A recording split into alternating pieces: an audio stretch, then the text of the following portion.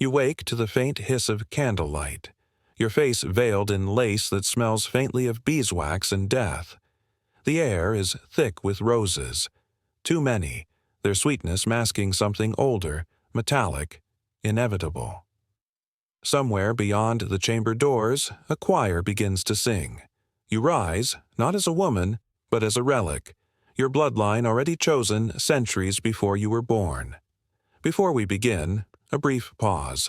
Wherever you're watching from, Lisbon or Lahore, Madrid or Manila, thank you for joining this journey through history's most cursed bloodlines. This global community of curious minds keeps forgotten stories alive. If you're captivated by how beauty and tragedy intertwine through centuries, make sure to subscribe, like, and tell us in the comments, where in the world are you watching tonight? Now, let's step into the dim light of a royal chapel, where a trembling bride awaits her destiny. Maria Anna of Austria was born in 1683 beneath the golden ceilings of Vienna's Hofburg Palace, her arrival celebrated as both miracle and insurance policy. The child of Emperor Leopold I and his niece Margaret Theresa, she was the embodiment of dynastic ambition. The blood of Spain, Germany, and Bohemia, all swirling within a single, fragile body. Court physicians called her divinely favored. In truth, she was already marked by the cruel arithmetic of her ancestry. Her jaw was slightly misaligned, her eyelids heavy, and her pulse unsteady even as a child. But in a world ruled by portraits and alliances, imperfections could be painted over. She was married twice, though the first wedding occurred long before she ever stood at an altar. The moment she was born, her parents arranged her betrothal to a cousin she would not meet for years. The bride born twice, courtiers whispered, first into the world and then into a contract. The second birth would come on her wedding day, when duty would take the place of breath. By the time Maria Anna was 16, the Habsburg dynasty was running out of viable heirs. Generations of intermarriage had narrowed the family tree into something closer to a noose. Her uncle, Charles II of Spain, the infamous bewitched king, had no children and no strength left to rule. His body was a living catalogue of recessive horrors, brittle bones, infertility, seizures, and a jaw so distorted he could barely chew. When word spread that Charles would take no more brides, the court turned its gaze to Maria Anna, his niece and one of the last pure-blooded daughters left. The wedding in 1690 was described as splendid yet funereal. Silver chandeliers trembled from the vibrations of organ music. Maria Anna's dress, sewn from 14 layers of ivory silk, shimmered like a shroud. Witnesses wrote that she swayed during the vows, her gloved fingers twitching as though her blood itself were unsteady. "The Archduchess is frail," a chambermaid whispered to another. But the family must endure. Endure. That word hung over every royal cradle, every coronation, every stillbirth. To be royal was to serve as the vessel of continuity, no matter the cost. For the Habsburgs, purity was not metaphor. It was arithmetic. Marry within the circle, keep the divine blood undiluted, and God will favor the line. But with each generation, God seemed to turn further away. Physicians began to notice patterns they could not name. Infants born with twisted limbs, daughters with failing lungs, sons who reached adulthood only to die childless. The chroniclers, bound by loyalty, cloaked these realities in language of fate and melancholy. "The emperor's line bears the sadness of heaven," one court historian wrote. But behind the tapestries and incense, there were whispers of another truth, one of science long before science had words for it. When Maria Anna crossed into Spain after her marriage, the courtiers described her as a ghost of Austria. The Spanish court, deeply superstitious and suffocating with protocol, received her with both reverence and pity. She became queen consort at 24 and widow at 30, her body failing after years of illness and miscarriages. Letters from her physicians spoke of convulsive weakness and nervous trembling. Her portraits, painted years apart, show her face growing narrower, the Habsburg jaw lengthening slightly, a generational echo too clear to ignore. Behind every royal painting of that era lies a hidden cruelty, the attempt to immortalize a face that was never meant to endure. Artists softened the jawlines, brightened the eyes, painted vitality where there was none. "Make her divine," Leopold commanded the painter once. "Let no brush betray the family." But no pigment could disguise the truth of centuries, that the pursuit of purity had created its own form of decay. And yet, Maria Anna's story is not just a tale of deformity. It's a story of silence. Her letters, few that remain, reveal glimpses of a woman aware of her burden. In one, she wrote to her confessor, "If our blood is holy, why must it hurt so much to bear it?" The question echoes beyond her lifetime, a quiet indictment of the empire that demanded her suffering as sacrifice. By the early 18th century, the Habsburg family line began to unravel. Spain's throne passed to the Bourbons, and Maria Anna's name faded from public memory, buried under titles and treaties. Yet her portrait remains in Vienna, small, faded, and unsettling. The artist captured her with eyes slightly misaligned, lips pressed as if holding back pain. Centuries later, geneticists would reconstruct the Habsburg lineage and confirm what history only suspected, a coefficient of inbreeding so high it rivaled that of sibling unions. In mathematical terms, they had folded the same blood over itself until the pattern could no longer sustain life. The candles in the chapel burn lower now. You can almost hear the faint rustle of lace, the echo of vows spoken by trembling lips. The bride, who was born twice, once into the world, once into her dynasty, was never allowed to be born into herself. And in that silence between her two lives, the curse of pure blood began its final descent. The corridors of Madrid's royal palace smelled faintly of lavender and laudanum. Doctors moved like ghosts through the marble halls, their whispers more ritual than remedy. In one chamber, a cradle gleamed with gilt edges and silk cushions, awaiting a child already rumored to be frail. The newborn's cries were thin, almost musical, a sound both fragile and fated. Her name was Isabella. The year was 1830, and Spain had just inherited its final desperate hope for a pure-blooded heir. Isabella II was not born into power so much as into expectation. Her lineage was both crown and curse, woven from generations of intermarriage between Habsburgs and Bourbon, cousins upon cousins, until the blood itself seemed exhausted. Courtiers celebrated her birth with cannon fire and prayer, though behind closed doors, her father Ferdinand VII trembled. He knew the dangers of his own ancestry: madness, weakness, disease. "God has given me an angel," he said, holding the infant close, "and I pray he does not take her back too soon." From infancy, Isabella was encased in care that bordered on imprisonment. Her nurses were ordered to sing softly, never to raise their voices. Her food was pre-tasted, her air perfumed, her tutors forbidden to mention death or deformity. Doctors prescribed sunlight but filtered it through curtains of lace, claiming too much brightness might agitate the royal humors. When she walked, it was in slow, deliberate steps across velvet carpets. The sound of her slippers was said to be the gentlest in Europe. As she grew, the contradictions deepened. The child adored by her people was also the subject of endless scrutiny. "Too delicate," murmured one physician, "too like her uncle, the late king." That uncle, Charles IV, had been haunted by tremors and partial blindness, symptoms that echoed through the Bourbon line. At court dinners, foreign ambassadors whispered that the Spanish crown was held together not by politics, but by prescription. "An empire," one said, "built on the bones of its own blood." When Ferdinand died, Isabella was just 3 years old. Her mother, Maria Cristina of the Two Sicilies, seized power as regent, determined to protect her daughter's claim to the throne. Spain descended into turmoil.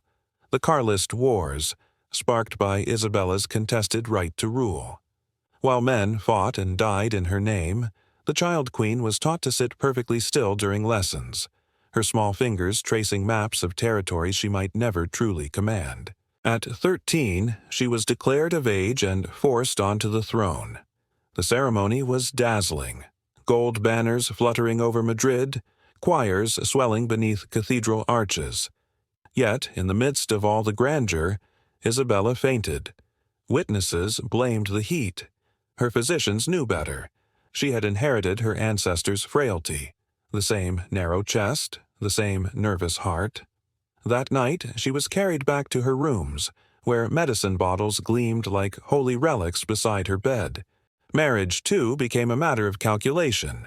Her suitors were cousins, uncles, distant kin, men whose faces mirrored her own. The chosen groom, Francis of Cadiz, was delicate, sickly, and suspected to be sterile. A union of ghosts, one French diplomat sneered, but politics demanded purity, not passion. The wedding night was a silent farce. Servants later claimed the king slept in another chamber, while Isabella wept alone. Her diary entries from that year are curt and restrained.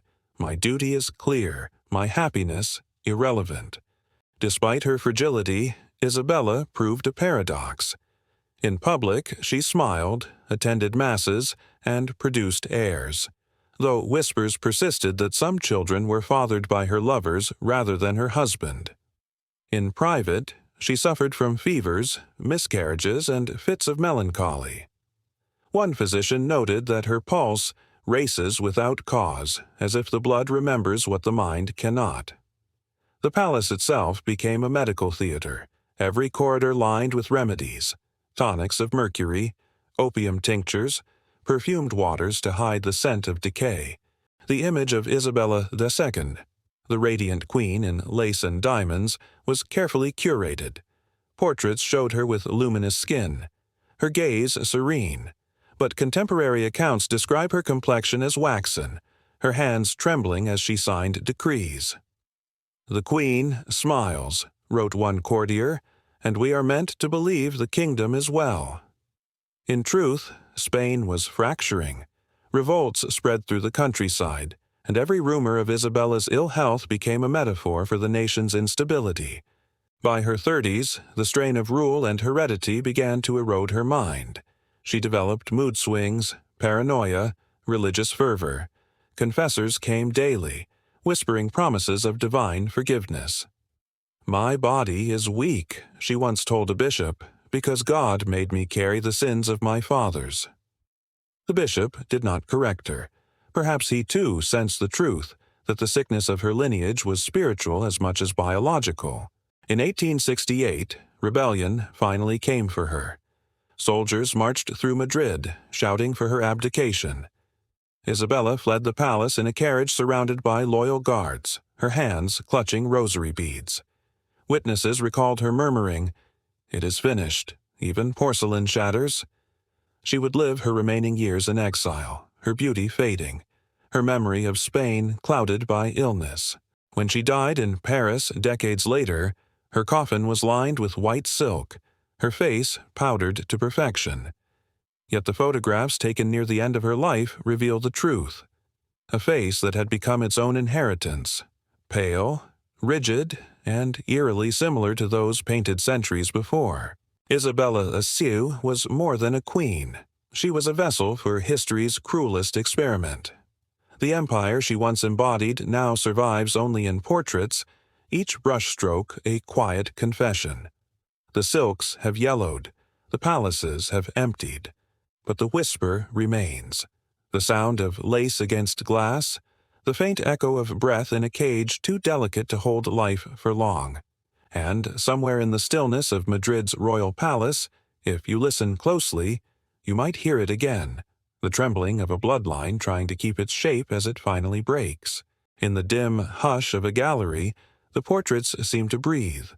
Gold frames glint beneath soft museum light, and 100 eyes follow you, eyes that all look eerily alike. The same pale skin, the same tired expressions, as if one woman has been painted again and again, century after century.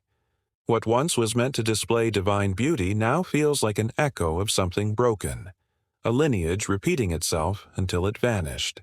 Across Europe's royal courts, these faces told a secret their crowns would never admit. From the Medicis of Florence to the Habsburgs of Vienna, bloodlines were bound tight by policy, not love. Cousins married cousins, uncles wed nieces, all in the name of keeping thrones secure and blood pure. But beneath the silks and metals, something darker was forming, a dynasty feeding upon itself. In Florence, the Medici daughters were praised as paragons of grace, their portraits shimmering in candlelight. Yet, behind the beauty, there was a strange sameness. Eleonora, Maria, and their sisters shared the same hollow cheeks, the same narrow eyes, the same frailty whispered about by servants. Court physicians wrote in private letters of lungs too weak to breathe mountain air, of bones too brittle to bear children. "They are born," one doctor lamented, already weary of living. The Habsburgs took that perilous devotion to purity further than any house before them. By the 17th century, their family tree had become a circle. When King Charles II of Spain was born, his ancestors were so entangled that his family's blood was nearly indistinguishable from itself. His portraits reveal the price: a slack mouth, a protruding jaw, eyes dim and uncertain. Ambassadors described a young man who struggled to eat or speak, one who could not father a child nor rule an empire. Yet in Spain's gilded palaces, courtiers whispered, "He is chosen by God," as if faith could disguise the truth written in his body. Even the queens, those living vessels of dynasty, were bound in this loop. Margaret Theresa of Austria, immortalized in Las Meninas, was both niece and wife to Emperor Leopold I. Barely a teenager when she wed, she spent her short life giving birth to frail children who never survived. Her beauty, celebrated across Europe, could not mask the silent sickness passed down through generations. By 21, she was dead, another sacrifice to a system that mistook inbreeding for divinity. Art, in its obedience, tried to conceal what nature revealed. Court painters softened deformities, powdered away fatigue, and created illusions of radiance. The viewer saw perfection, not decay, but the paint could not lie forever. Beneath the varnish, science would one day see what courtiers ignored. Centuries later, when geneticists traced the Habsburg lineage, they found what the portraits had whispered all along. Charles II's parents shared as much DNA as brother and sister. His jawline, infertility, and epilepsy were not curses but consequences, a dynasty collapsing under the weight of its own arrogance. The pursuit of pure blood had become its slow suicide. The illusion, however, had been powerful. For centuries, purity meant legitimacy, and beauty was proof of divine favor. Yet as the portraits aged, the cracks deepened, literally and figuratively. Restoration revealed uneven skin beneath layers of paint, drooping eyes once concealed by the artist's hand. The women who were painted as immortal symbols now looked hauntingly human, their faces drained of individuality, their features merging into one. When Charles II died in 1700, childless and frail, Spain mourned not only a king but a bloodline. The chronicler of his death wrote, "Thus ends the House of Austria. They have left behind faces that resemble each other too closely." The Habsburgs' centuries of power ended in silence. No heirs, no future, only portraits staring from darkened halls. Today, DNA studies and facial reconstructions have given those painted ghosts their final testimony. The repetition of eyes, jaws, and smiles once meant to glorify royal purity now testifies to its collapse. The line between sacred and sickly, between divine and doomed, was far thinner than they ever imagined. In the museum's quiet, their faces gleam under glass, frozen proof of a dynasty that mistook repetition for immortality. Their gaze lingers, patient and eternal, as if still asking the same question their blood never answered. What is left of power when even the face of a queen is no longer her own?